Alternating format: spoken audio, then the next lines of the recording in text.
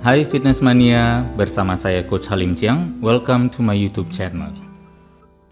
Halo Fitness Mania, olahraga saja atau diet saja atau mengatur pola makan saja? Bersama saya Coach Halim Chiang, kita akan membahasnya hari ini. Yuk kita langsung ke topik atau pembahasannya. Saya mau olahraga saja, tidak mau diet. Apakah bisa? Nah, yang perlu dipertimbangkan di sini adalah kecepatan masuknya kalori makanan yang biasanya lebih tinggi daripada kecepatan kita membakarnya. Bayangkan makanan yang ada di gambar di kanan ini, dengan mudah sekali makanan dan minuman totalnya 1200 atau 1000 sampai 1200 kalori. Dan ini biasanya dihabiskan dalam waktu 20 menit.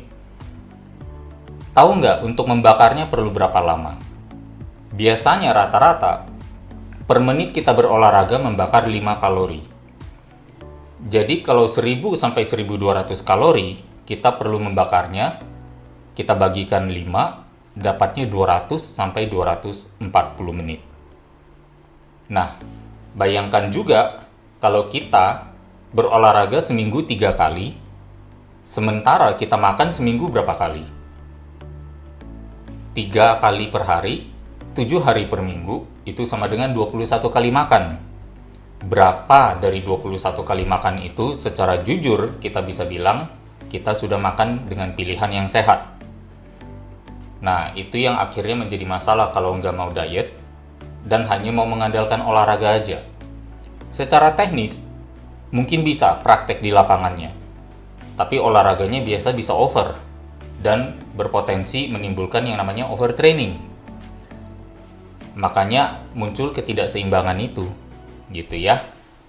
Dan di sisi lain juga, diet itu bukan soal membatasi makan, ya. Diet itu adalah pengaturan pola makan agar asupan kita lebih banyak masuk yang kita butuhkan dan kita bisa mencegah yang meracuni tubuh, yang mengurangi kesehatan kita lepaskan atau kita jauhkan.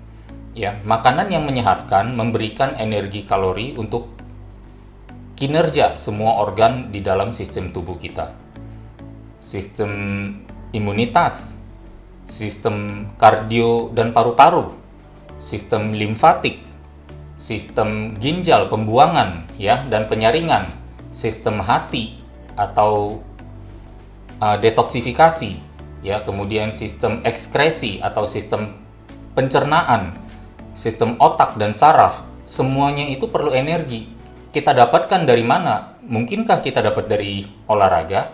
Nggak mungkin, kita pasti perlu sumber supply-nya, bahan bakarnya.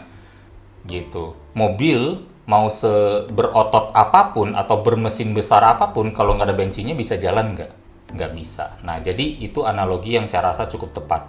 Makanya, manfaat-manfaat nutrisi tidak bisa kita dapatkan dari olahraga dan kita perlu mensuplainya juga. Jadi kalau bilang nggak mau diet, hati-hati ya, berarti nanti makannya sembarangan atau bahkan mungkin mentang-mentang sudah olahraga sehingga nggak mau menjaga pola makan.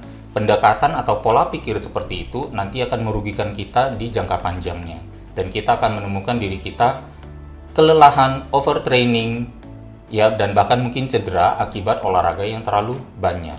Dan kita demi seolah-olah membayar dosa di tidak mau mengatur pola makan. Jadi kita juga perlu pikirkan hal seperti ini sebelum kita bilang mau olahraga aja tapi nggak mau diet. Tapi di sisi lain ada juga yang bilang, saya maunya diet aja, saya nggak mau olahraga. Ada nggak yang begitu? Ada juga ya. Apakah bisa? Technically mungkin bisa juga, dan bahkan mungkin bagi beberapa orang yang sangat misalnya morbidly obese, sangat gemuk sekali sehingga ruang gerak tubuhnya sudah terbatas oleh lemak-lemak yang menumpuk, mengatur pola makan mungkin merupakan salah satu langkah pertama dulu sebelum memasuki ke fase berolahraga. Ya, jadi itu bisa saja terjadi, tetapi bukan menjadi satu aturan untuk mengatakan saya diet aja, olahraganya seumur hidup saya nggak mau gitu. Itu nggak bisa. Mengapa? Sesederhana karena banyak manfaat berolahraga yang kita butuhkan yang tidak bisa dipenuhi dari mengatur pola makan saja. Gitu. Makanan kita mau sebernutrisi apapun, kita tidak bisa mendapatkannya manfaat-manfaat olahraga itu. Contoh, ada nggak makanan yang bikin kita tambah fleksibel? Gitu kan? Ada nggak olahraga yang membuat kita bertambah kuat? Atau ada nggak olahraga yang atau ada nggak nutrisi yang menyebabkan pembentukan sambungan komunikasi neurons dalam otak untuk menjaga kemampuan kognitif kita? Gitu ya. Yang padahal sebenarnya komunikasi antar neuron di dalam otak itu dan jumlahnya ratusan miliar itu bisa terjadi karena ada apa? Adanya kendali koordinasi antara otak dan otot saling berkomunikasi terhadap stres atau tantangan dari luar tubuh. Itulah olahraga.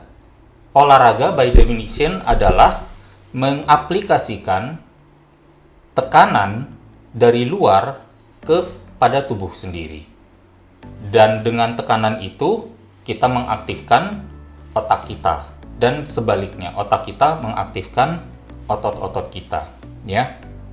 Kemudian juga misalnya sehabis berolahraga tubuh memproduksi hormon-hormon tertentu. Bisa nggak ada makanan tertentu yang menimbulkan ceritanya growth hormone? Nah, setahu saya belum ada. Jadi ada manfaat dari olahraga yang tidak bisa kita dapatkan dari pola makan yang baik. Dan sebaliknya, ada manfaat dari pola makan yang baik yang tidak bisa kita dapatkan dari olahraga. Jadi keduanya sebenarnya saling mengisi. Saya akan mengambil analogi seperti misalnya ban mobil ini gitu ya. Bayangkan mobil memiliki 4 ban dan bayangkan ban depannya kempes dua-duanya. Kalau ban depannya kempes dua-duanya, bisa jalan nggak? Bisa. Bisa mencapai destinasi nggak? Bisa. Tapi pengalaman mengemudinya enak nggak? Enggak. Dan potensi mogok di jalannya atau rusak di jalan besar nggak? Besar. Potensi berhenti lama sehingga tidak melanjutkan perjalanan, mungkin nggak? Mungkin juga. Nah, itulah analoginya. Kalau hanya mau diet saja, atau olahraga saja, gitu ya. Kalau ibarat nggak mau olahraga, berarti ban depannya yang kempes. Kalau nggak mau mengatur pola makan, ban belakangnya yang kempes. Nah, bayangkan orang yang tidak mau dua-duanya. Jadi keempat-empat bannya kempes, apakah mobil itu bisa melaju kencang? Bisa tiba dengan selamat di tujuan? Atau bahkan bisa tiba dengan tepat waktu di tujuan? Tentu tidak. Nah, itu yang harus menjadi pertimbangan kita semua. Bahwa olahraga dan pola makan yang baik saling mendukung. Terutama juga ditambahkan lagi istirahat yang teratur. Dan tentu perlu pola pikir yang baik. Dalam hal ini adalah yang welcoming terhadap olahraga, yang welcoming terhadap pengaturan pola makan yang lebih sehat. Yang welcoming itu yang apa? Seperti kata Mas Aderai, yang bersahabat, ya, bersahabat dengan pertemanan hati. Hatinya berkenan, berteman juga dengan kebiasaan-kebiasaan hidup sehat. Kira-kira seperti itu dari saya. Sebenarnya pertanyaan ini juga ada di buku terbaru kami, menjawab 108 pertanyaan populer seputar fitness. Nah, ini adalah penampakan bukunya, dan untuk bisa membelinya silakan ya, bisa menghubungi binaraga.net, bisa menghubungi adere_self-defense ya, ataupun melihat juga nanti ada iklan yang lewat ya di video ini. Terima kasih atas perhatiannya. Kita bertemu lagi di lain kesempatan dengan topik yang juga tidak kalah menariknya. Ya, teman-teman, terima kasih sudah menyaksikan video saya di Coach Halim Chiang. Apabila menyukai videonya, jangan lupa like, atau jangan lupa juga subscribe, bahkan mungkin share ke teman-teman lainnya. Semoga bermanfaat adanya. Dan jika ada komentar atau mungkin usulan topik-topik yang ingin saya bahas, silakan ditulis di komentar, nanti akan saya coba pertimbangkan untuk saya masukkan ke dalam video-video selanjutnya. Terima kasih atas perhatiannya, stay tune dan stay healthy.